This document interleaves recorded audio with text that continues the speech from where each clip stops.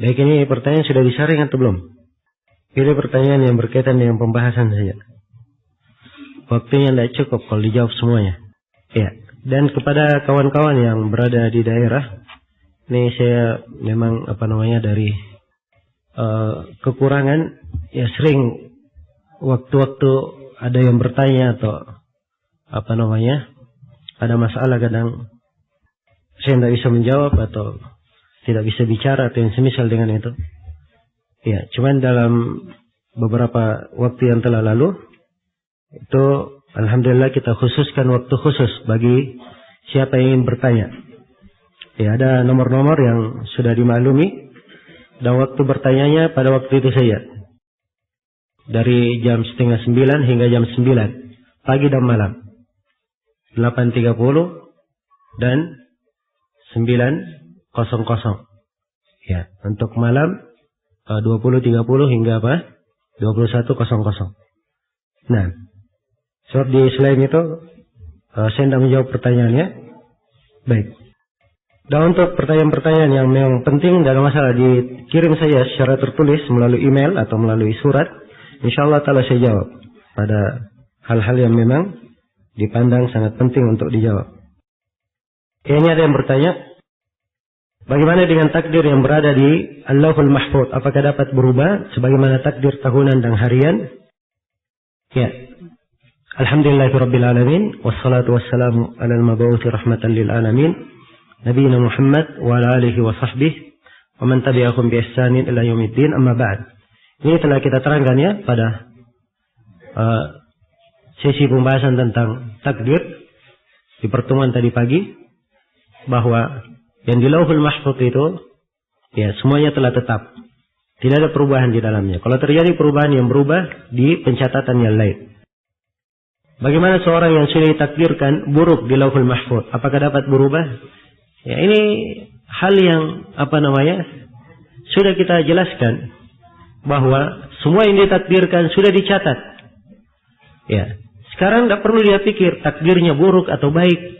Sebab itu bukan urusannya. Tidak ada yang tahu apa yang ditakdirkan baginya. Yang ditahu sekarang adalah apa? Kita diperintah dengan perintah, wajib kita laksanakan. Kita dilarang dengan larangan, wajib apa? Kita tinggalkan. Itu yang kita pikirkan. Ya, karena itu Nabi SAW bersabda, "I'malu fakullun muyassarun lima khuliqalah." Beramallah kalian. Setiap orang itu akan dimudahkan kepada apa yang dia diciptakan dengannya. Kalau dia penduduk sorga, Allah mudahkan dia dengan amalannya. Sering dia beramal dengan amalan apa? Penduduk sorga. Kalau dia dari penduduk neraka, Allah mudahkan dia dengan amalan yang dengannya adalah amalan apa? Penduduk neraka, waliyadzubillah. Iya. Saya sudah sebutkan di pembahasan takdir, kaidah yang ketujuh. Tidak boleh mempertentangkan antara apa? Syariat dan takdir. Ya, dan ini pokok ya di dalam pembahasan. Tidak boleh ada yang keluar darinya. Baik. Ya, dalam faedah yang ke nomor 3 halaman 559, maksudnya dari Syarah Syekh Shalih Fauzan, disebutkan pengharaman membuat gambar dengan tujuan apapun kecuali untuk menolak bahaya. Ini maksudnya kondisi darurat. Iya. Kondisi apa? Darurat. Kalau dia tidak membuat foto misalnya untuk paspor, ya maka mungkin dia sakit, tidak mungkin dia berobat ke luar negeri. Sebab dia akan berobat harusnya pakai apa? Paspor misalnya. Paspor disyaratkan harus apa? Harus ada fotonya. Nah, ini contoh ya. Baik. Sekarang ini ada sebagian orang yang menggunakan sejenis batu untuk terapi berbagai penyakit berat. Batu tersebut diimpor dari negara luar dan cukup mahal harganya. Batu tersebut cukup dimasukkan ke air, kemudian airnya diminum. Ya, jika terbukti menyembuhkan, bagaimana hukum menggunakan batu tersebut? Nah, ini penulis masih berkata jika terbukti menyembuhkan. Ya. Ini dari perkara-perkara yang sifatnya apa? Wahmiyah. Sudah kita terangkan kaidah dalam tauhid. Ya, bahwa sebab kesembuhan maupun yang lainnya itu dikatakan sebab kesembuhan kalau ada dalil syariat yang menunjukkan dia apa? Menyembuhkan. Satu, seperti meruqyah dengan Al-Quran. Nah, itu ada dalil syariat yang menunjukkannya. Kemudian yang kedua, suatu sebab penyembuh dikatakan sebab penyembuh kalau memang ada pembuktian secara kenyataan. Iya, secara kenyataan penciptaan Allah, penakdiran Allah bahwa memang itu menyembuhkan. Ya, dan apa yang disebut di sini tidak ada hal tersebut. Maka siapa yang bersandar dengan hal yang seperti ini masuk ke dalam apa? Hukum syirik asgar. Ya. Dan ini mirip ya, kebiasaan yang seperti ini sering dilakukan oleh orang-orang. Mendatangi tempat, mengambil ini, mengambil itu. Ya. Dan ini semuanya adalah perkara-perkara yang berbau kesyirikan. Ya. Syirik asgar. Bagaimana dengan orang yang membanggakan keturunannya dengan semua keturunannya diberi nama Sayyid pada awal namanya, menganggap keturunan mereka sebagai keturunan Nabi. Iya. Yang pertama ini gelar-gelar yang seperti ini adalah hal yang tidak ada dalilnya ya dari Al-Quran dan As-Sunnah. Walaupun di sebagian buku tarikh misalnya, sebagian orang membahasakan untuk Ahlul Bait mereka tambah Asy-Syarif di belakangnya atau di depannya Asy-Syarif fulan, Asy-Syarif fulan. Ya, hanya saja yang disebutkan oleh Syekh Mukbil rahimahullah bahwa ini semuanya adalah perkara yang tidak ada dalil yang menunjukkan tentang hal tersebut. Untuk penggunaan kata Sayyid, ya telah kita terangkan ya bahwa kata Sayyid itu boleh digunakan untuk pengenalan, untuk orang dan seterusnya. Ya, tapi di posisi yang mengesankan adanya kesamaan antara Allah dengan makhluk, maka tidak boleh digunakan Sayyid untuk siapa? Untuk makhluk. Maka menggunakan kata Sayyid di depan setiap nama, ini ada kesan yang mengarah ke sana sebab dia terus menerus. Ya, dan nama Allah Subhanahu wa taala Allah dinamakan dengan nama As-Sayyid. Karena itu harusnya dia tinggalkan hal yang seperti ini. Ya. Tadi dijelaskan susunan letak langit, kemudian di atas, kemudian langit, kemudian kursi Allah, kemudian arsy dan seterusnya. Lalu surga dan neraka berada pada susunan mana? Ya, ini pertanyaan keliru ya pertanyaannya. Ya, tidak boleh nanya seperti itu. Ya, seorang di dalam pembahasan gaib, dia terima apa yang di dalam nas saja. Tidak disebut, jangan dia tanyakan. So, kalau dia tanyakan itu cari masalah sendiri namanya. Ya. Dan kalau dia jawab, dia pasti jatuh di dalam apa? Kesesatan, berucap atas nama Allah tanpa apa? Tanpa ilmu. Ya. Jadi nikmatnya orang yang bertauhid itu. Dia terbatas pada dalil.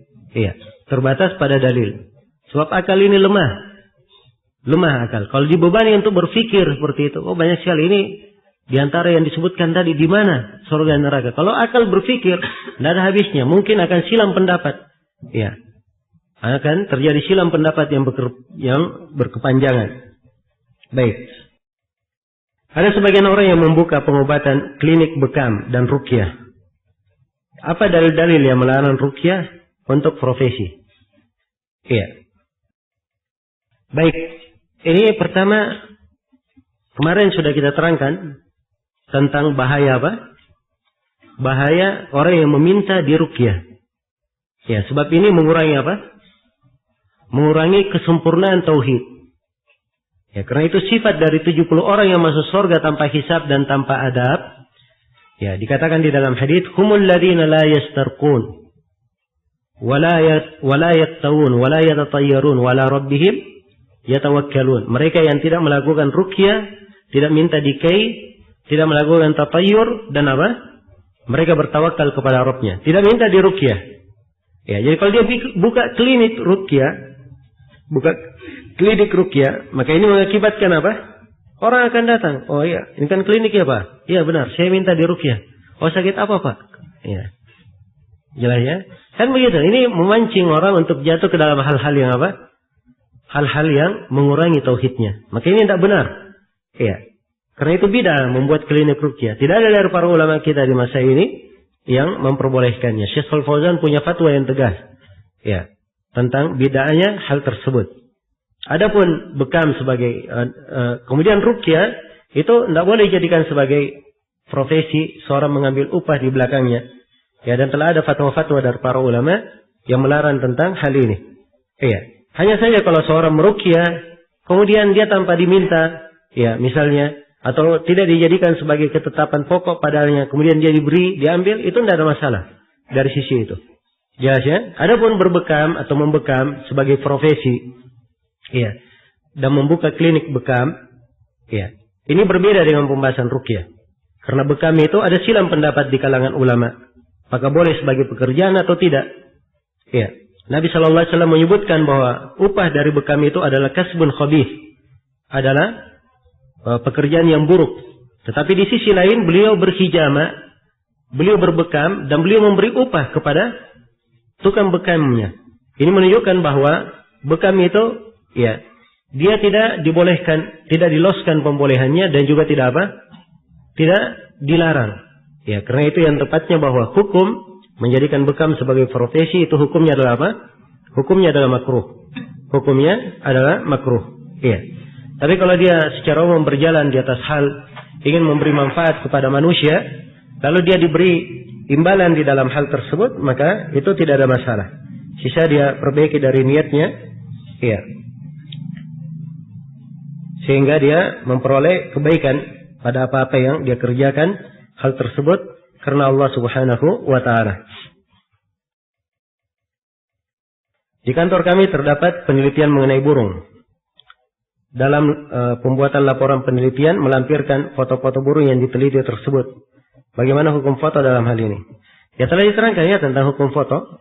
Ya, apa yang boleh dan apa yang tidak dibolehkan. Hanya saja kalau di posisi misalnya burung-burung yang diteliti ini ada kaitannya dengan kemanfaatan dan kemaslahatan banyak orang, ya, dan memang perlu untuk difoto agar supaya bisa diteliti dengan seksama, itu insyaallah taala tidak ada masalah, sebatas keperluan saja.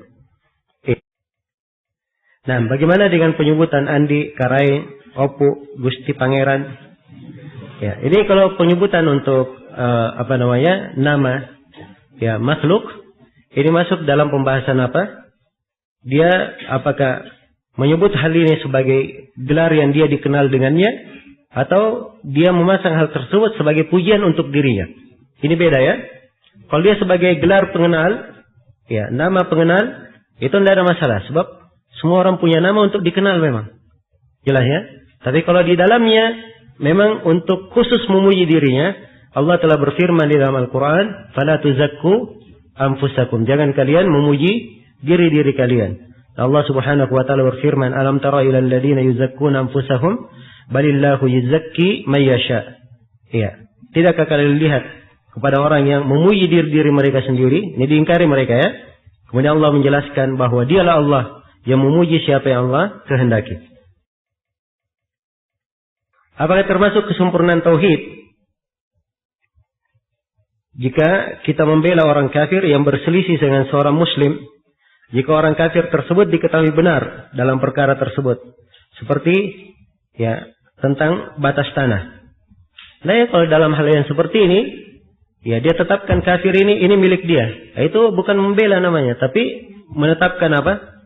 Menetapkan hak orang. Dan kafir itu tidak boleh dizalimi siapapun dia. Tidak boleh dizalimi. Dan kita dilarang berbuat kezaliman. Saya sudah sebutkan ya, ada 4 jiwa yang apa? Maksum, tidak boleh dizalimi. Ya, 1 jiwa seorang muslim. Ya, 3 jiwa apa? Kafir. Kafir dhimmi, kafir muahad, dan kafir apa? Musta'min. Ya, karena itu tidak boleh berlaku zalim kepada orang kafir. Dan kita berbuat adil dalam hal tersebut, ini bukan loyalitas kepada orang kafir, tetapi itu adalah ketaatan kepada siapa? Kepada Allah Subhanahu wa Ta'ala. Jelas ya? Kalau loyalitas itu mengandung makna kecintaan, makna pertolongan. Dia lebih suka orang muslim menang di atas kafir. Itu loyalitas namanya. Tapi kalau dia untuk menetapkan hak orang, maka itu keadilan yang dituntut. Saya pernah mendengar kebiasaan seorang syekh meludah ke kiri ketika mengisi majelis ilmu. Bagaimana jika kita membedakan amalan tersebut? Membedakan amalan tersebut sunnah atau kebiasaan. Ya, kalau perbuatan syekh itu bukan hujjah ya. Dia berbuat itu bukan hujjah. Yang hujjah adalah apa? Al-Quran dan sunnah. Kalau dia meludah ke kiri, terus tanya kepada syekhnya apa dalilnya. Iya. Jelas ya? Tanya kepadanya apa dalilnya. Nah, sebab seorang syekh dia bukan hujjah, yang menjadi hujjah adalah apa? Al-Quran dan As-Sunnah. Ya, ulama kita hormati.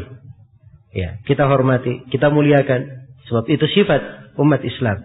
Rasulullah bersabda, "Laisa minna man lam yujilla kabirana wa la yarham saghirana wa ya'rif li alimina haqqahu." Bukan dari kami orang yang tidak memuliakan orang tuanya, tidak merahmati anak kecilnya, dan tidak mengenal kedudukan alim di tengah mereka. Jadi penghormatan kepada ulama itu bagian dari sifat umat Islam. Tapi bukan artinya Ya, seseorang mengambil sumber pensyariatan dari perbuatan seorang alim. Ya, dia melihat dari akhlak, dari pokok akhlak yang bagus, tapi kalau ada sesuatu dia tanya apa dalilnya. Jelas ya? Dan memang meludah, itu memang afdalnya ke sebelah kiri. Ya, sebab kanan itu dari perkara yang dihormati di dalam syariat. Itu yang pertama. Kemudian yang kedua, dilarang meludah ke depan menghadap kiblat, khususnya dalam sholat. Adapun di luar sholat ada silang pendapat di kalangan para ulama. Apakah boleh meludah ke arah kiblat di luar sholat atau tidak? Dan saya sendiri yang saya pegang bahwa larangan menghadap ke kiblat meludah itu hanya di dalam sholat saja. Adapun di luar sholat, ya ada keluasan di dalam hal tersebut. Ada keluasan di dalam hal tersebut. Tapi kalau seorang menjaga diri keluar dari silang pendapat, itu lebih bagus ya. Ya dia di mana-mana meludah ke arah kiri saja, itu lebih tepat. Bagaimana cara melawan riya yang muncul tiba-tiba ketika melaksanakan ibadah? Ini sudah kita terangkan ya. Sebab ibadah yang dilakukan itu berbeda-beda. Maka menghadirkan keikhlasan juga berbeda-beda dalam ibadah itu. Iya, dalam ibadah tersebut. Sebab anjuran dan nas dalam ibadah juga beraneka ragam. Iya. Jadi kalau muncul tiba-tiba riya, maka pokoknya dia ketahui bahwa keikhlasan adalah kewajiban. Kemudian yang kedua, dia mengerti bahaya riya. Dan itu adalah syirik apa? Syirik asghar. Supaya dia paham. Kemudian yang ketiga dari kaidah umumnya, dia tahu bahwa apa saja dari sanjungan manusia, pujian manusia, itu tidak akan bernilai di sisi Allah. Tidak akan bernilai di sisi Allah. Yang akan bernilai adalah amalan dia sendiri. Dan keikhlasan di dalam hatinya. Baik. Apakah tetap mendapat pahala apabila kita lawan riwayat tersebut dalam melaksanakan ibadah? Ini kemarin saya sudah sebut ya. Ada 3 keadaan. Kalau dia riya dari awal ibadah hingga akhir, ini ibadahnya apa? Ibadahnya batal. Iya. Kalau dia riya, dia awalnya ikhlas, tiba-tiba riyanya muncul, kemudian dia lawan, ini juga hukumnya apa? Ini hukumnya boleh. Ibadahnya syah. Iya. Dan yang ketiga itu yang ada silang pendapat. Kalau dia ikhlas dari awalnya, tapi di pertengahan muncul riya hingga akhirnya, apakah ibadahnya syah atau batal? Ini yang ada silang pendapat di kalangan para ulama. Dan kita sebutkan bahwa secara umumnya bahwa itu amalannya tertolak, tapi mungkin di kondisi-kondisi tertentu ada keadaan-keadaan yang mungkin diterima. Apalagi kalau berbeda atau berpisah antara 2 jenis ibadah itu. Iya. Hukum asal nadar dikatakan makruh. Tapi nadar juga dikatakan ibadah. Ya, apakah ibadah yang makruh? Ya. Ini salah memahami ya. Ya, kita katakan bahwa seorang meniatkan nadar, ya, dia mengucapkan nadar, itu hukumnya apa? Hukumnya makruh. Bahkan sebagian ulama memandang haram. Iya. Jelas ya? Memandang haram. Dan ini pendapat yang memandang haram bukan pendapat yang dikatakan lemah secara mutlak, punya sisi kekuatan. Sebab Nabi SAW bersabda tentang nadar, ya, innahu la ya'ti bi khair. Innama yustakhraju minal bakhil. Nadar itu tidak pernah mendatangkan kebaikan. Itu keluarnya dari orang-orang kikir saja. Jelas ya? Jadi kalimat tidak mendatangkan kebaikan ini bukan dianjurkan. Ya, dari sisi seorang ketika akan menadarkan. Tapi kalau dia sudah menadarkan mengucapkan, ini lain lagi masalahnya. Kalau dia sudah ucapkan nadarnya, itu artinya dia wajibkan dirinya melakukan ketaatan. Maka ketaatan ini sudah menjadi ibadah yang harus dia laksanakan. Baik, ini satu titik.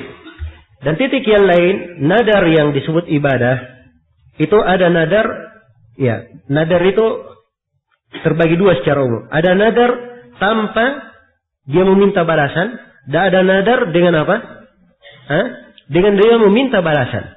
Yang kita katakan makruh itu adalah nadar yang dengan apa? Dia meminta balasan. Dan ada nadar tanpa meminta balasan.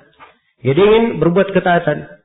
Dia bernadar kepada Allah, saya ingin iktikaf di masjid ini 1 hari 1 malam. Dia tidak meminta apa-apa, cuman bernadar, ya, untuk apa? Untuk iktikaf 1 hari 1 malam, guna melakukan ibadah. Maka yang seperti ini tidak ada masalah. Ini yang disebut masuk dalam bentuk ibadah. Baik, jadi itu 2 keadaannya perlu diperhatikan. Apakah nadar terkandung dalamnya makna sumpah terkait dengan perjanjian? Iya, terkandung dalamnya makna sumpah ya, pada nadar. Karena itu, kalau dia membatalkan nadarnya, dia bayar kafarah. Sama dengan kafarah apa? Sama dengan kafarah sumpah. Bagaimana hukum mainan robot, Spiderman atau Superman yang biasa dibeli anak-anak? Apakah termasuk patung-patung makhluk bernyawa yang tidak boleh disimpan di rumah? Kalau dia sangat mirip, ya dengan dengan makhluk bernyawa, ini tidak diperbolehkan. Kemudian yang kedua yang perlu diketahui bahwa Nabi SAW mengizinkan boneka itu untuk anak perempuan, bukan untuk anak laki-laki. Iya. Dan faedahnya dimaklumi ya, untuk anak perempuan supaya dia semenjak kecil ya punya sifat keibuan ya dan seterusnya. Tapi anak laki-laki ya tidak diberikan hal yang seperti ini. Jelas ya? Baik. Karena itu secara umum untuk mainan yang seperti ini kan biasanya bukan anak perempuan yang main seperti ini. Ini anak laki-laki ya. Maka yang seperti ini tidak diperbolehkan. Ya, kemudian ada dari sisi lain tentang masalah ya toko-toko, figur-figur, itu harus dijauhkan anak-anak dari apa? Ya, toko dan figur-figur yang kadang dia fiktif, ya, hal yang tidak benar, ya, dan selainnya dari perkara-perkara yang merusak keyakinan anak. Apakah termasuk syirik orang yang mengatakan pada istrinya, aku sangat mencintaimu? Ya, betul-betul sangat mencintaimu. Ya. Ini ucapan ya, yang dilihat adalah apa yang ada di dalam hatinya, dan sudah kita bahas berkaitan dengan kecintaan kepada selain Allah Subhanahu wa taala. Kalau dia di batasan cinta tabiat, suami cinta kepada istrinya yang dia maksud, ya itu tidak ada masalah. Tapi kalau sudah masuk di dalam kaitannya dengan cinta ibadah, ini tidak diperbolehkan ya. Dia masuk dalam pembahasan kesyirikan. Ya, tapi seorang di pembahasan menutup segala pintu yang mengarah kepada kesyirikan, dia tinggalkan kalimat-kalimat. Ya, dia tinggalkan apa? Kalimat-kalimat yang pada kalimat itu terdapat sangkaan. Ya, dia menyerahkan cinta kepada selain Allah dan seterusnya. Ya, sebab kalimat-kalimat yang seperti ini kaum muslimin banyak dijajah ya oleh apa? Ya, oleh ya penyair-penyair yang tidak ada kerjaan. Ya, orang-orang yang banyak melamun. Ya, orang-orang yang kosong hatinya dari apa? Pengagungan dan kecintaan kepada Allah Subhanahu wa taala. Baik. Saya pernah melakukan dosa besar. Apakah tobatku masih diterima? Bagaimana caranya? Bisa yakin bahwa bisa yakin kalau tobat saya diterima. Ya, tobat itu terbuka ya. Pintu tobat terbuka.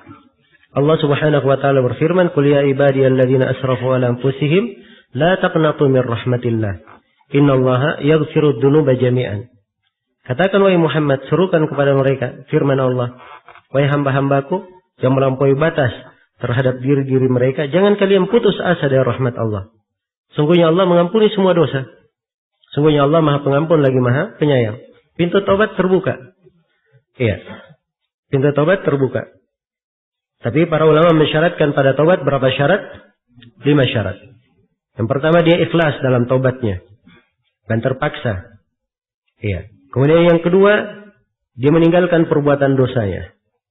Kemudian yang ketiga, dia menyesali perbuatan dosa itu. Kemudian yang keempat, dia berniat dengan sungguh-sungguh tidak akan mengulangi dosa itu lagi.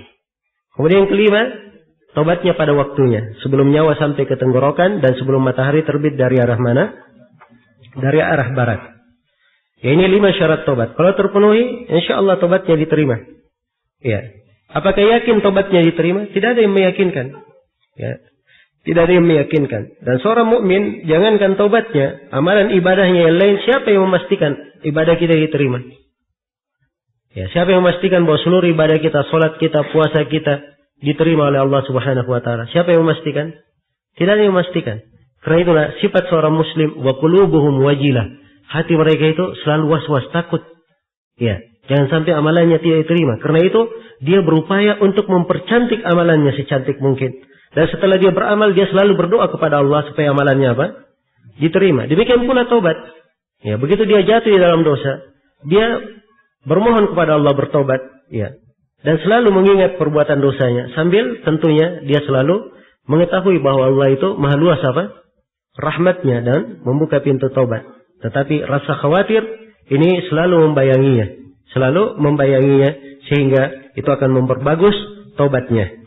Baik, jadi secara umum kalau dia bertobat dengan ketentuannya, Allah Subhanahu wa taala mengampuni dosa. Apa ada perbedaan antara kesyirikan dan kekufuran? Ya, sebagian ulama menyamakan antara dua istilah ini. Dan sebagian ulama yang lain ada yang mengatakan bahwa kekufuran itu lebih luas daripada kata apa? Kata kesyirikan. Sebab kesyirikan terdapat di dalamnya at-taswiyah. Taswiyah itu ghairillahi billahi fima huwa min khasaisillah. Ya, penyataraan selain Allah dan Allah pada hal-hal yang merupakan kekhususan Allah. Tetapi kekufuran dia lebih luas. Sebab kekafiran itu banyak bentuknya. Kadang karena dia menyatarakan Allah dengan selain Allah. Kadang karena dia mengingkari. Kadang karena dia menentang. Kadang karena dia menolak. Ya. Kadang karena dia mendustakan. Ya, banyak jenis kekufuran.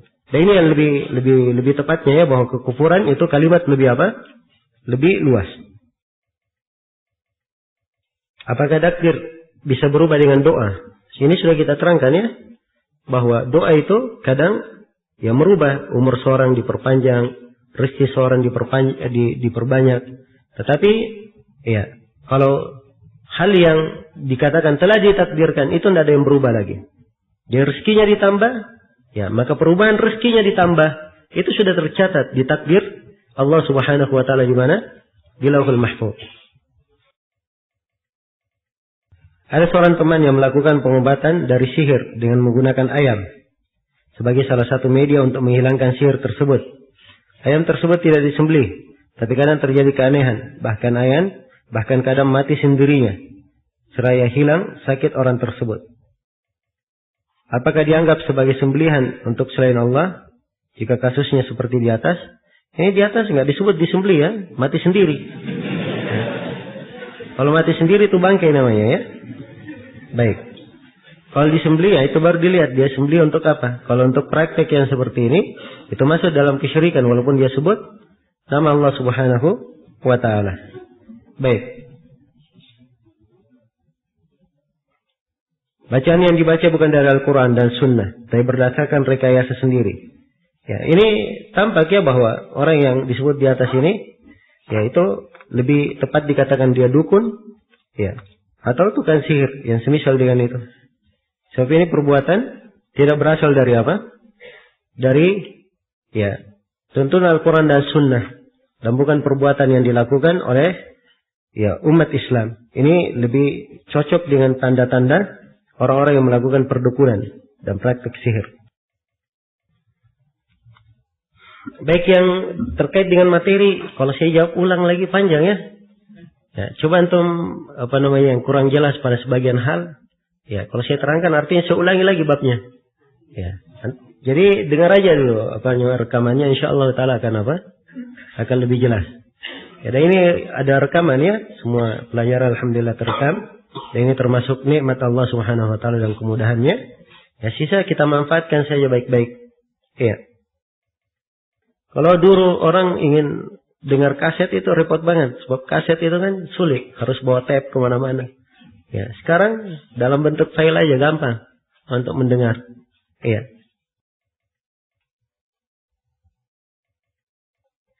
Ustaz mengatakan bahwa ayah dan ibu Rasulullah SAW dalam neraka. Apakah sudah ada dakwah kepada mereka sebelumnya? Karena pada masa Rasulullah diangkat, Nabi dan Rasul dikatakan zaman jahiliyah. Ya, mereka di atas agama Nabi Ibrahim alaihissalam. Keluar dari agama Nabi Ibrahim. Ada agama Nabi Ibrahim dan mereka keluar darinya. Jelas ya? Dan Allah tidak menyiksa satu kaum sampai diutus kepadanya seorang Rasul. Wa ma kunna mu'adzibina hatta nab'atsa rasula. Baik. Untuk belajar tauhid, kitab-kitab apa saja yang harus dipelajari? Iya.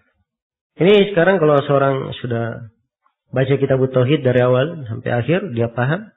Ini di atas kebaikan yang sangat besar. Ya. Dan perkara bekal yang merupakan istimewa sekali di dalam tauhid.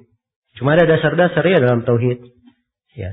Ada buku 4 kaidah dasar dalam bertauhid. Al-Qawaidul Arba'ah. Ada buku Salasatul Usul. 3 landasan utama. Ini khusus bagaimana menjawab 3 pertanyaan di alam kubur. Ya. Ini termasuk pokok penting untuk dipelajari. Ya. Baca kitab tauhid. Dan satu lagi setelah kitab tauhid ini, nanti insyaallah kita akan adakan ya, doro pelengkap kitab Kashfus Syubhat. Ya. Sebab ini Seorang yang bertauhid, ya setelah dia mengenal tauhid dan syirik itu apa, dia juga harus mengenal apa? Syubhat-syubhat. Jangan sampai dikasih kerancuan pemikiran oleh orang-orang yang berbuat kesyirikan, dia tidak pandai untuk apa? Menjawabnya. Tapi ini ada tahapannya ya, dia belajari dulu itu. Baru dia belajar apa? Kasfus syubhat. Tapi kalau belum pernah belajar lalu belajar kasfus syubhat, ya mungkin saja dia diuntal miring oleh syubhat itu. Ya, walaupun dijelaskan dan diterangkan tentang syubhatnya, tapi kadang riskan ya pada sebagian orang. Karena itu baiknya seorang membekali diri dengan lebih baik. Ya kalau selawat itu harus terbatas mas ya. Tadi saya sebutkan Sayyidina. Itu seingat saya begitu berlalu. Cuman saya tidak yakin ya. Coba diperiksa kembali insyaAllah dalam riwayat. Orang yang disumpahi dengan menyebut nama Allah wajib untuk rela menerima. Bagaimana dengan orang yang tidak tahu makna sumpah dengan menyebut nama Allah? Yang sembarangan mengucapkan sumpah, tapi menyebut nama Allah. Apakah yang disumpahi? Ya, wajib untuk rela. Kalau yang dimaksud oleh penanya bahwa orang itu bersumpah dengan nama Allah, dia tidak tahu hukum tentang sumpah dengan nama Allah, tapi dia bersumpah dengan nama Allah. Ya, dia sendiri tidak ada urusan dengan orang itu. Dia sendiri sebagai orang yang bertauhid, ada orang yang bersumpah menyebut nama Allah, apa kewajibannya? Ya, dia wajib untuk rela terhadap hal tersebut. Jadi dia pikir kewajibannya sendiri. Tidak usah pikir orang lain. Sepanjang dia sebut nama Allah, maka dia wajib rela untuk hal tersebut. Dan ini sudah kita terangkan rinciannya ya. Bahwa kewajiban rela dalam hal tersebut, kalau apa? Kalau bukan dalam dua keadaan. Keadaan yang pertama apa? Pada hal yang tidak mengakibatkan bahaya. Kemudian yang kedua, pada hal yang apa? Tidak menjatuhkan di dalam dosa. Memalingkan ibadah kepada selain Allah walaupun sedikit, hukumnya adalah syirik akbar. Bagaimana hukumnya memalingkan cinta kepada selain Allah? Ini sudah kita bahas ya. Ada pembahasan khusus masalah cinta. Ya, di dalam kitab tauhid ini. Di tafsir ayat wa minan nasi man yattakhidhu min dunillahi, ada. Ya, kita rinci di situ bahwa cinta ada yang berkaitan dengan ibadah, yang berkaitan dengan tabiat. Ya. Apakah akidah manhaj Imam Ahmad, Imam Syafi'i, Imam Hambali dan Imam Abu Hanifah? Imam Hambali, Imam Ahmad ya? Ya. Baik, Imam Malik ya maksudnya, dan Abu Hanifah. Ya. Apakah sama akidah mereka? Iya, semua akidah para ulama as-salaf sama ya akidah para ulama. Ya, tidak ada perbedaan. Hanya pada Abu Hanifah saja beliau ada kekeliruan di dalam masalah iman. Ya, di atas pendapat murji'atul fuqaha. Itu saja. Yang lainnya tidak ada yang diketahui silam pendapat di kalangan para ulama dalam masalah apa? Dalam masalah akidah. Iya. Adapun dalam masalah hukum-hukum dimaklumi ya, bahwa itu banyak terjadi silam pendapat. Ya, dalam perkara tersebut. Nah, dan seorang muslim di dalam pembahasan hukum-hukum fikih ya, akan mendapati banyak keluasan di dalam pembahasan. Ya. Yaitu dari hikmah Allah Subhanahu wa taala di dalam perkara fikih tersebut. Apakah orang yang melakukan barazanji dia telah berbuat kesyirikan? Ya, tergantung bagaimana dia berbuat dengan barazanji itu. Ya, dan barazanji ini sendiri itu kitab berisi apa? Penjelasan sirah Rasulullah sallallahu alaihi wasallam. Iya. Terdapat di dalamnya kesalahan-kesalahan berkaitan dengan akidah. Ya. Ada permohonan tawassul dengan jah Nabi Muhammad. Dan ini syirik asgar ya. Iya. Dan ada kesalahan-kesalahan lain saya tidak ingat sekarang berkaitan dengan buku ini. Ya. Baik, itu isi bukunya sendiri. Sekarang buku itu dia gunakan apa barazanji itu? Ya. Ini lain lagi pembahasannya. Jelas ya, kalau dia pergunakan untuk syirik akbar, ya syirik akbar. Kalau dia pergunakan untuk syirik asgar, syirik asgar. Kalau dia gunakan barazanji itu dalam hal yang merupakan kekhususan Allah secara mutlak, nah itu masuk ke dalam syirik akbar. Iya. Kalau dia gunakan dalam perbuatan yang sifatnya apa? Dari kekhususan Allah pada hal yang ditunjukkan oleh dalil itu mengeluarkan dari agama, maka itu dihitung syirik akbar. Tapi kalau dia gunakan pada hal yang merupakan kekhususan Allah, dalil menunjukkan tidak keluar dari agama, maka dihitung syirik asgar. Di antara kaum muslimin ada yang menjadikan ayat-ayat dalam Al-Quran sebagai penangkal bahaya. Seperti firman Allah, memerintah api menjadi dingin, surah Yasin. penyandaran kepada kisah Nabi akan dibunuh. Bagaimana aturan syariat dalam hal tersebut? Ya maksudnya di sini yang ditanya oleh penanya, dia jadikan sebagai doa. Ya, kalau dihadapi bahaya suatu, dia baca kuni bardan wasalama misalnya. Ya, kalau dia ingin selamat dari sweeping polisi, selamat dari ini, dia baca ayat waja'alna min baini yadayhi saddan wa min khalfihi saddan fa aghshaynahu fa idahum. Ya. Nah, jadi dia baca ayat yang seperti itu. Apakah ini diperbolehkan? Pertama ini, ya, dia menggunakan ayat dalam posisi doa, kadang tepat, kadang tidak tepat. Itu yang pertama. Dan boleh saja seorang membaca Al-Quran, dia pakai darinya untuk berdoa, ya, pada hal yang tepat, ya, memungkinkan. Itu sisi pertama. Sisi kedua, mengkhususkannya sebagai doa. Nah, ini bid'ah dalam agama ya. Sebab apa dalilnya? Mengkhususkan. Tapi kalau kadang dia baca ayat ini, oh ini saya mau baca untuk ini, misalnya. Untuk keadaan tertentu saja, ya lewat begitu dia ingin gunakan, tidak ada yang melarang. Tapi kalau dia khususkan, ya ini doa kalau ada sweeping misalnya, ya, maka ini sudah merupakan apa? Berbuat bid'ah dalam agama. Baik. Ya, apakah menonton film Islami merupakan dosa? Film yang dimaksud seperti film dakwah. Ya, saya nggak tahu ya ada film-film yang benar kayak gini. Ya. Nah, itu sangkaan sebagian orang, ya, bisa berdakwah dengan bikin film. Dan film itu sendiri banyak yang sifatnya fiktif ya. Fiktif itu artinya asalnya sudah bohong. Ya. Bohong itu ya seorang apa? Hah? Berpahala atau berdosa orang yang bohong? Ya. Jelas ya, bikin novel fiktif. Ya, walaupun dia maksudkan dengannya dakwah. Ya. Dan ini jalan-jalan yang tidak dibenarkan. Walaupun ada pengaruhnya, itu pengaruhnya semu. Ya, kelihatan setelah itu hilang. Kelihatan setelah itu apa? Hilang. Ya, karena itu anak-anak muda yang katanya terkesan membaca sebagian novel, ya itu hanya panas-panas tai ayam saja. Ya. Setelah itu hilang, tidak tahu kemana rimbanya. Nah, karena ini memang bukan pendidikan, bukan jalan syar'i. Bukan jalan syar'i. Ya, coba kalau dia mengambil pelajaran dari Al-Quran, kisah-kisah dari Al-Quran, kisah-kisah dari hadits, kisah dari ulama salih, yang memang jelas sumbernya, kita mengambil pelajaran. Ya itu tidak ada masalah ya. Baik.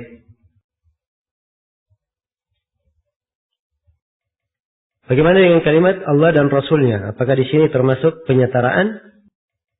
Ya. Ya harus diketahui ya bahwa ada di sebagian penggunaan ini dilarang dan ada sebagian penggunaan dibolehkan. Sebab di dalam Al-Quran diterangkan, wa may yuti'illah wa rasulah, siapa yang taat kepada Allah dan Rasulnya, pakai dan di dalam Al-Quran. Sebab memang beliau diberi kekhususan dalam ketaatan. Iya, karena ketaatan kepada Rasul sama halnya taat kepada Allah Subhanahu wa taala. Ya, dari sisi itu. Tapi di sebagian keadaan Nabi menegur sebagian sahabat yang mengumpulkan ya dua nama sekaligus atau dengan satu dhamir, itu yang dicela. Baik. Apakah anak bayi yang meninggal bisa memberi syafaat kepada orang tuanya di mana orang tuanya ini pernah berbuat kesyirikan? Ya.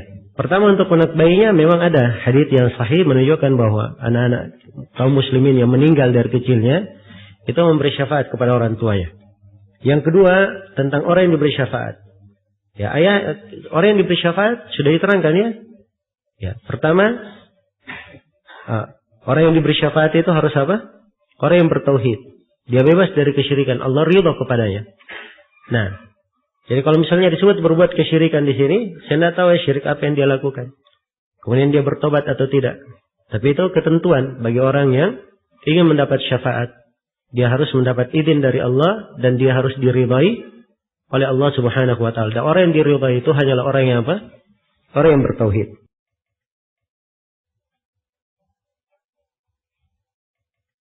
Larangan menyebut hakim para hakim. Bagaimana dengan menyebut hakim agung? Atau istilah mirip. Ya. Wakil-wakil Tuhan. Kalau wakil-wakil Tuhan ini tidak boleh ya. Nah. Jelas ya? Sebab ini kalimat. Ya. Mengandung makna-makna yang batil. Tapi kalau hakim agung, insya Allah itu tidak ada masalah. Iya. Sebab itu hanya menunjukkan di antara hakim dia yang paling apa? Paling tinggi jabatannya. Tapi bukan artinya dia hakim di atas seluruh hakim, tidak. Iya. Nah ini kata hakim agung kadang di istilah urfnya dia bermakna hakim umum. Untuk apa? Untuk menjadi rujukan umum. Iya. Bagaimana namanya Harith? Apa hukumnya? Tidak ada masalah ya seorang bernama Harith. Seorang melihat sesuatu yang tidak menyenangkan dalam mimpinya. Akhirnya dia tidak melanjutkan perkara yang dia lakukan. Apa ini tatayur? Dia melihat hal yang aneh di dalam mimpinya. Ya. Sekarang yang diperhatikan apa yang dia kerjakan ini dulu. Kalau dia adalah perkara murni ibadah, kemudian dia tertahan gara-gara mimpi yang dia lihat, maka ini hal yang tidak diperbolehkan. Ya, hal yang apa? Tidak diperbolehkan. Tetapi kalau yang dia lakukan adalah hal yang berkaitan dengan kebiasaan, mungkin membawa kebaikan untuknya, mungkin membawa keburukan untuknya, ya kita tidak tahu ya mimpi itu ada 3 macam. Ada mimpi datangnya dari Allah, ada mimpi datangnya dari apa? Syaitan, ada mimpi dari bisikan diri sendiri. Nah ini saya tidak mengerti, penanya ini bagaimana modelnya. Apakah termasuk syirik apa yang dilakukan oleh sebagian orang di kampung, yaitu jika ingin menanam suatu tanaman, dia memilih hari-hari tertentu karena meyakini keutamaannya. Ya, kalau dia meyakini keutamaan itu sebagai sebab ya, masuk di dalam kaidah sebab. Ya. Masuk dalam kaidah sebab.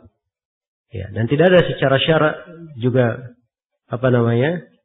tidak ada secara hubungan sebab akibat terkait dengan hari itu. Kalau terkait dengan musim itu ada ya hubungannya dengan tanaman. Musim panas, musim dingin. Sebab kaitannya dengan bibit. Musim angin atau tidak. Ya. Itu ada kaitannya. Tapi kalau berkaitan dengan hari, tidak ada tuntunan khusus. Terkait dengan apa? Masalah hari. Jadi kalau dia yakini hal itu, masuk di dalam kaidah, dia meyakini sebab wahmi. Ya, sebagai suatu sebab. Dan ini, di dalam kaidah tauhidnya, dihukumi sebagai apa? Syirik asgar. Iya. Terkait tatayur, misalnya pada suatu jalan kaki seorang mendengar suara hewan buas. Hewan tersebut dirantai sehingga tidak mencapai orang. Namun orang tersebut membatalkan jalan kakinya karena rasa takut yang muncul setelah mendengar suara hewan buas. Ya kalau dia takut sama hewan kan tidak ada masalah ya. Itu takut apa? Ya takut tabiat. Ya. Takut tabiat. Baik. Ya kami mempunyai kerabat yang memiliki toko, namun tokonya agak terasa berlebihan. Iya. Bagaimana pendapat Ustaz dalam hal tersebut? Namanya katanya Mahakarya. Mahakarya. Ya, Mahakarya itu bukan mesti ya menunjukkan apa? Menunjukkan apa? Ya, hal yang berlebihan. Ya. Nah, seperti itu tidak ada masalah ya. Tidak ada masalah insyaAllah. Ya, sebab dalam bahasa Arab itu nama-nama sigha mubalaghah itu ada. Alim, orang yang berilmu. Dia sangat berilmu dikatakan allama, sangat berilmu. Jelas ya? Al-allama. Tapi tidak dikatakan al-alim, tidak. Ya, sebab ini nama untuk siapa? Allah Subhanahu wa ta'ala. Baik. Dan semuanya kalau diartikan dalam bahasa Indonesia, ya maha berilmu. Iya. Apakah termasuk syirik apabila diucapkan oleh pembawa acara yang mengajak kepada jemaah untuk berselawat kepada Nabi? Ya, dengan harapan mendapat syafaat di dunia dan di akhirat. Ya, syafaat beliau itu di akhirat ya. Seorang apa? Mengharapkannya. Ya. Dan seorang yang berselawat kepada Nabi adalah perkara yang dituntunkan. Perkara yang dituntunkan. Iya. Ya kalau dia harapkan syafaat di dunia dan di akhirat dengan selawat kepada Nabi ini tidak benar. Ini tidak benar. Dan ini dari keyakinan yang batil. Iya. Apakah boleh meminta tolong kepada jin pada hal-hal yang jin itu tidak mampu? Tidak boleh ada hubungan dengan jin. Iya. Sebab itu dari perkara yang tidak tampak bagi manusia. Dan akan menyeret ke dalam banyak apa? Kekeliruan. Ya. Dan keliru ya orang-orang yang terlalu banyak membahas. Kan ada jin yang soleh, jin muslim yang baik. Ya dari mana kamu tahu itu jin muslim yang baik? Ya, siapa tahu jin kafir pura-pura baik. Ya, atau jin jelek pura-pura baik. Tidak ada yang mengetahui. Karena itu harus ditutup semua pintu. Ya, yang mengarah kepada apa? Hal yang menjatuhkan ke dalam kesalahan, kerusakan, bahkan kadang menjatuhkan ke dalam kesyirikan. Bagaimana dengan orang tua yang kurang daya tangkap pemahamannya dan dia meninggal di atas hal itu? Apakah ada udzur kalau dia tidak memahami tauhid? Ya kalau suara yang dikatakan tegak padanya hujjah, itu artinya hujjah sampai kepadanya dan dia memahami. Dia memahami. Kalau dia tidak mampu memahaminya, itu udzurnya di sisi Allah Subhanahu wa taala. Iya. Apa hukumnya takut kepada makhluk gaib? Ya, ini tergantung apa yang dia takuti. Ya kalau suatu yang khayalan saja dia takuti, nah ini tidak benar. Seperti di sini takut sama pocong. Ya. Ini khayalan, ya pocong. Mana ada pocong itu? Ya. Itu cuma cerita film saja. Ya, buktinya apa? Cuma di Indonesia saja yang ada pocong. Di negara lain tidak ada pocong. Ya. Tidak ada pocong di negara lain. Itu cuma ceritanya orang Indonesia sih. Nah, jelas ya? Maka takut dalam hal yang seperti ini artinya dia takut kepada sesuatu yang tidak ada. Tidak bisa memberikan sesuatu yang wahmi. Ya. Ini paling tidak dia masuk ke dalam syirik asghar yang seperti ini. Nah, tidak boleh ada rasa takut yang seperti itu. Takut pada hantu. Ini juga mana ada hantu? Ya, sudah mati dibangkitkan kemudian pergi balas dendam. Nggak ada yang seperti itu. Atau ruhnya gentayangan. Ya. Nah, ini hanya cerita-cerita saja ya. Nah, seorang tidak perlu khawatir dengan hal yang seperti itu. Kalau seorang sudah belajar tauhid dengan baik, sudah mengerti, ya insya Allah Ta'ala itu semuanya nggak ada di pikirannya. Tapi yang menjadi masalah kita dijajah, ya. Dijajah. Ya. Nah, apalagi kalau seorang kadang kena musibah dengan melihat televisi, ini luar biasa kerusakannya pada televisi tersebut. Ya. Tinggalkan aja maksiat-maksiat yang ada di televisi. Sekarang berkaitan dengan kesyirikan. Itu yang paling dahsyatnya. Dari merusak akidah. Ya, membawa kesyirikan. Dan selainnya. Baik. Bolehkah menggambar makhluk hidup tapi tidak menggambar mukanya? Ya kalau bentuk gambarnya wajar, tidak ada hal dari aurat yang ditampakkan, kemudian dia perlu untuk gambar itu karena suatu keperluan yang dibolehkan, tidak ada masalah. Bolehkah memotret dari belakang, tidak tampak mukanya? Iya sekarang dari belakang, tapi besok dari mana? Ya. Nah.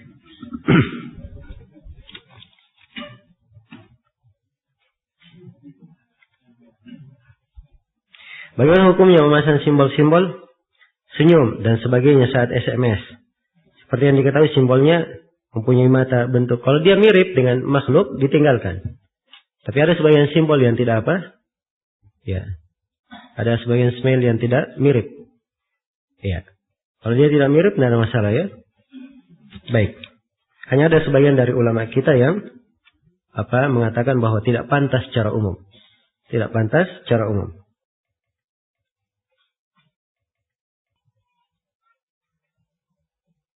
Apa bedanya qada dan qadar?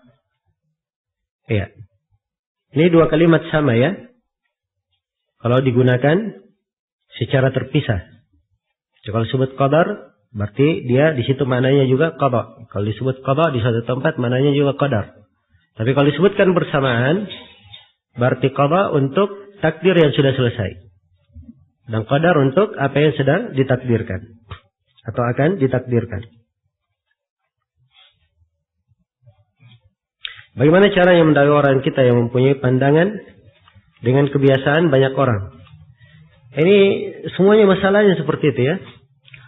Kawan-kawan yang baru mengenal Islam yang benar, ilmu agama, ya. Kadang kalangan keluarga, kadang orang dekat kita, orang tua, saudara-saudara, ada yang tidak kenal. Perlu didakwai dengan cara yang baik. Ya, dan ini perlu menuntut ilmu. Perlu menuntut ilmu. Sebab dakwah itu dia akan sampai dengan baik kalau dengan ilmu. Dengan ilmu. Maka harus ada ilmu, ada hikmah, ada kelemah lembutan, ya, di dalam menyampaikannya. Bagaimana hukumnya misalnya kami sedang melakukan perjalanan, kami singgah di suatu tempat atau masjid, lalu kami sholat di dalamnya. Setelah sholat melihat ada kuburan di sisi masjid, atau sudah selang lamanya baru mengetahui bahwa di sisi masjid itu ada kuburan. Kalau di sisi masjid kuburannya berpisah dengan bangunan masjid, tidak apa-apa, sholatnya syah. Tapi kalau dia di sisi masjid, sholat tersebut, ya, di sisi masjid sholat tersebut, dan dia masuk dalam bangunan masjid, maka ini sholatnya tidak syah, dia ulangi sholatnya. Jelas ya? Kalau dia baru tahu setelah dia sholat, dia ulangi. Tapi kalau sudah berlalu, sudah lewat, keluar dari waktunya, ya, maka insyaallah ta'ala tidak ada masalah ya. Apa hukumnya bernama Asmaul Husna? Boleh atau tidak? Oh, ini tidak boleh ya. Sebab Asmaul Husna itu milik siapa? Hah? Milik Allah, ini khusus untuk Allah. Ya, kalau dia namakan dirinya Asmaul Husna, Masya Allah. Ya, seluruh nama Allah dia miliki. Ya. Dan ini tidak diperbolehkan ya. Harus dia ganti namanya. Dia ganti namanya Asma saja atau Husna saja. Ya, begitu. Jangan Asmaul Husna.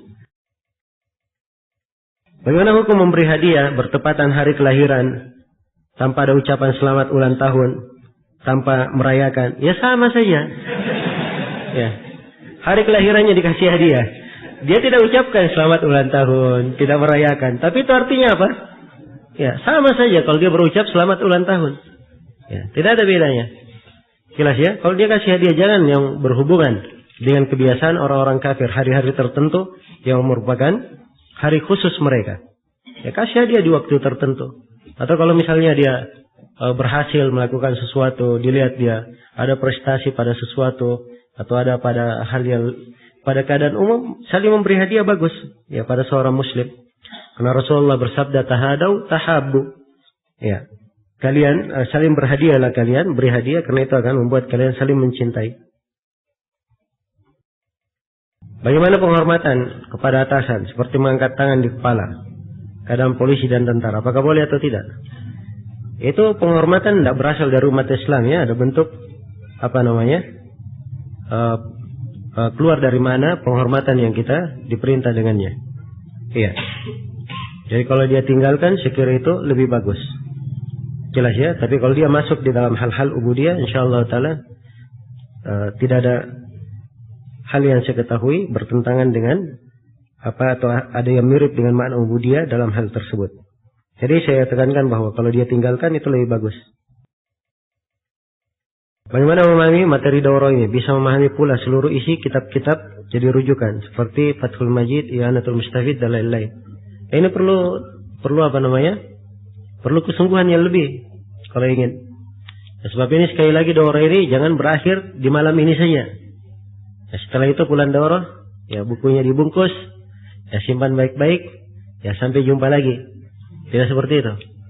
Ya, tapi dibaca kembali, diulangi. Kalau ada yang luput, ada rekaman, dengarkan dari rekaman. Dan alhamdulillah kitab tauhid ini buku yang diajarkan oleh ustadz-ustadz kita. Hampir setiap tahunnya ada ustadz yang mengajarkan. Bagus kalau diulangi terus. Ya, diulangi terus. Cuma ini daurah 10 hari kita memahaminya secara utuh kan lebih bagus. Sebab kadang di acara-acara umum, acara pekanan, ya namanya acara pekanan, ya mungkin 2 tahun lagi baru selesai. Ya, itu untung kalau hadir semua.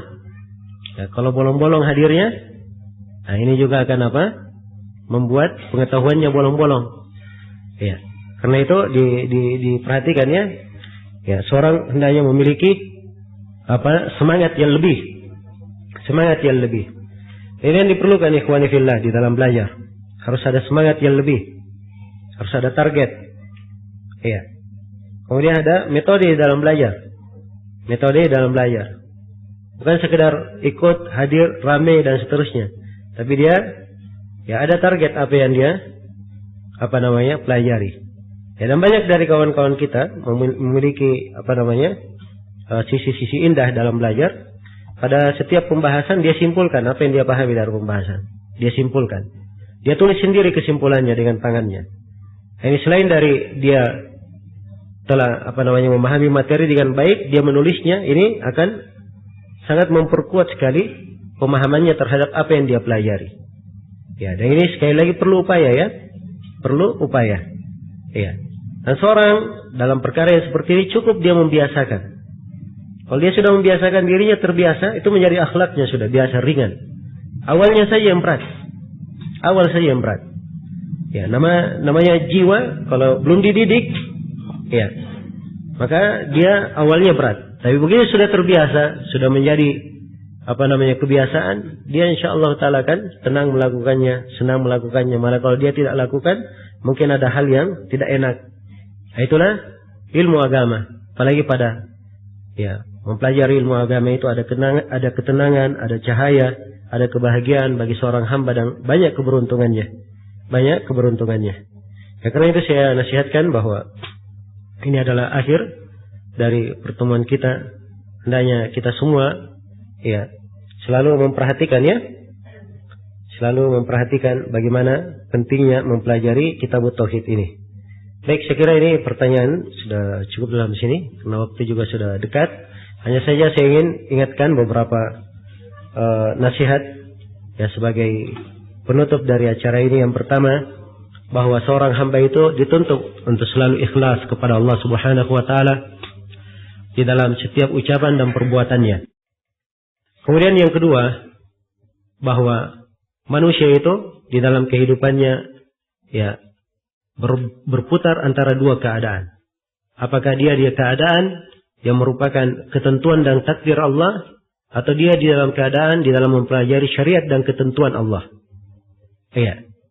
Keadaan yang berkaitan dengan takdir dan ketentuan Allah, seorang hamba kadang di kehidupan dunianya mendapat musibah, mendapat ketenangan, mendapat hal yang berat dan sebagainya dari hukum-hukum yang Allah tetapkan akan menimpa manusia. Iya. Baik, dan ada ketentuan syariat yang mesti kita terikat dengannya. Karena itu kata Ibnu Qayyim rahimahullah, hamba tidak keluar dari dua keadaan ini. Tapi sepanjang dia berpegang dengan keadaan terikat dengan ilmu agama, semakin dia terikat dengan ilmu agama, maka Allah akan merahmati dia pada keadaannya yang terkait dengan keduniaannya, terkait dengan takdir yang menimpanya.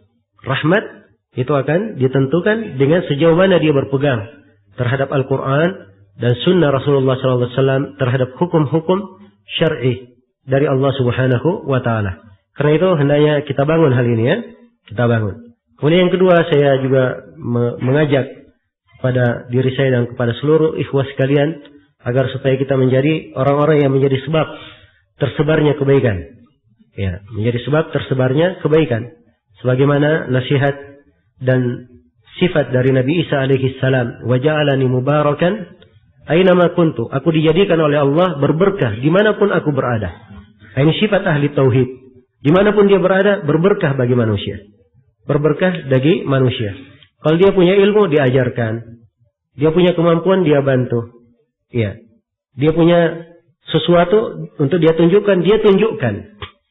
Sekadar menunjukkan saja, itu sudah keberkahan dan kebaikan untuk orang. Iya. Saya tidak memiliki sesuatu untuk saya ajarkan. Tapi saya bisa tunjukkan tempat untuk menghadiri apa? Majelis-majelis ilmu. Kalau saya tunjukkan, maka saya dapat pahala. Sepanjang orang ini masih belajar, maka saya dapat pahala seperti pahala yang apa? Yang dia dapatkan. Karena Rasulullah SAW bersabda, "Man dalla ala khairin falahu ajr ka ajri fa'ilihi." Siapa yang menunjukkan sebuah kebaikan, maka dia dapat pahala seperti pahala orang yang mengerjakannya. Maka hendaknya kita semangat untuk hal ini. Apalagi dakwah di jalan Allah, kita telah baca hadits Sahal bin Sa'ad As-Sa'idi, "Wallahi la yahdi Allahu bika rajulan wahidan khairul laka min humrin na'am." Demi Allah, andai kata Allah memberi petunjuk kepada seorang, disebabkan karena kamu, itu lebih baik bagimu daripada apa? Dari unta merah, daripada dunia dan seisinya. Karena itu saya menghimbau seluruh dari ikhwan dan akhwat yang hadir di majelis ini supaya bersifat berberkah dimanapun dia berada. Menjadi para ansarullah, penolong-penolong agama Allah. Orang-orang yang dengannya agama Allah Subhanahu wa taala ditinggikan. Iya. Banyak hal ya yang bisa kita lakukan. Nah, di masjid ini kita di Ma'had ini alhamdulillah sering dibagikan selebaran gratis. Ya.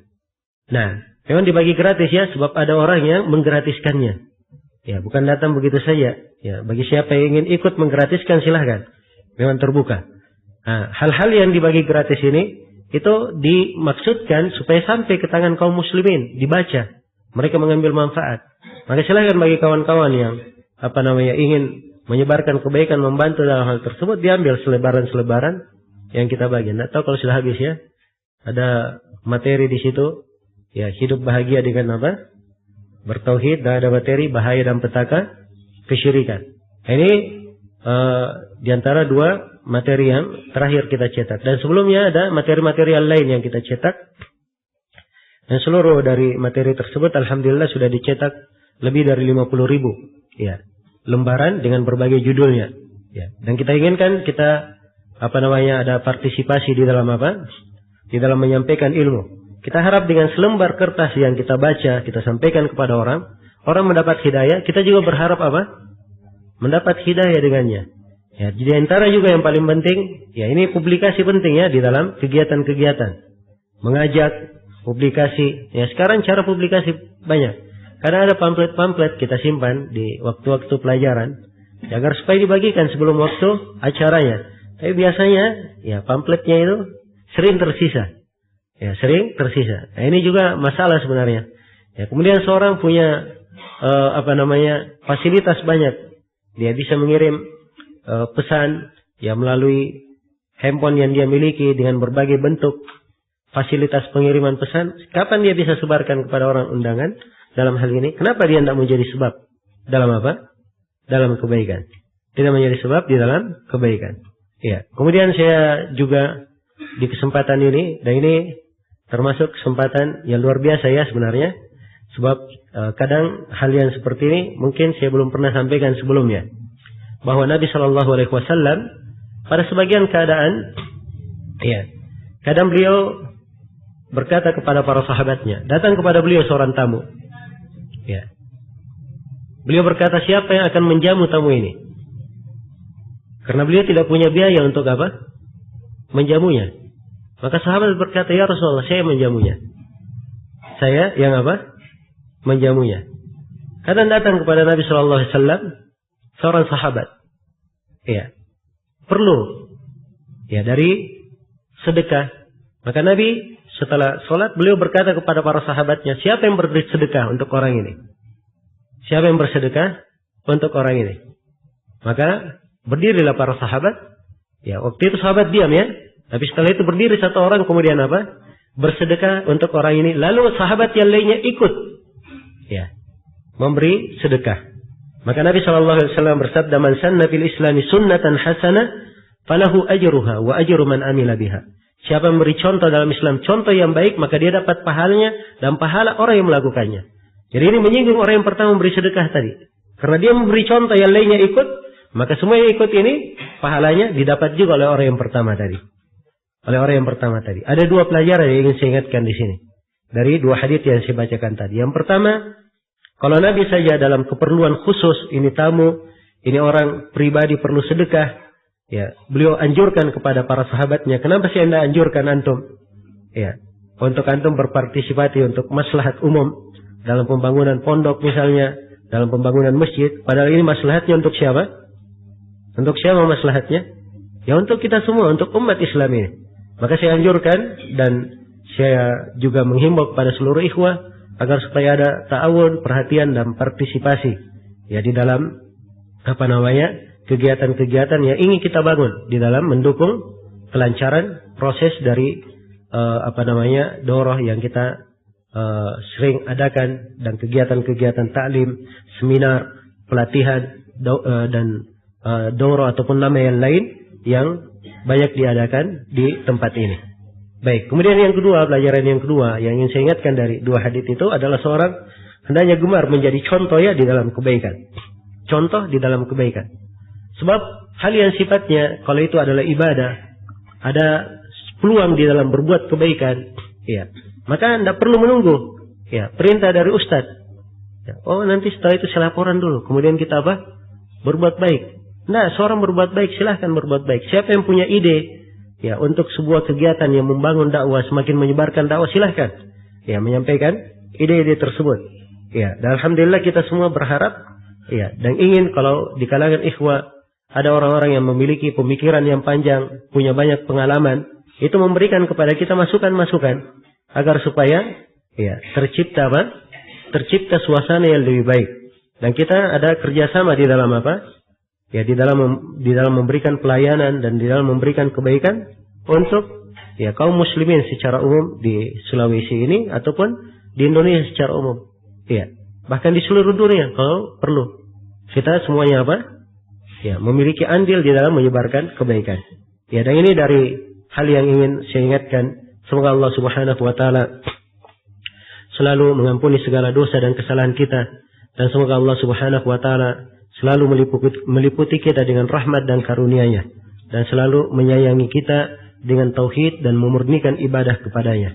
Dan semoga Allah Subhanahu wa taala menjaga kita semua di atas keislaman dan tauhid serta sunnah Rasulullah sallallahu alaihi wasallam di kehidupan dunia, di kehidupan di alam kubur, dan di kehidupan tatkala kita semua kembali kepadanya.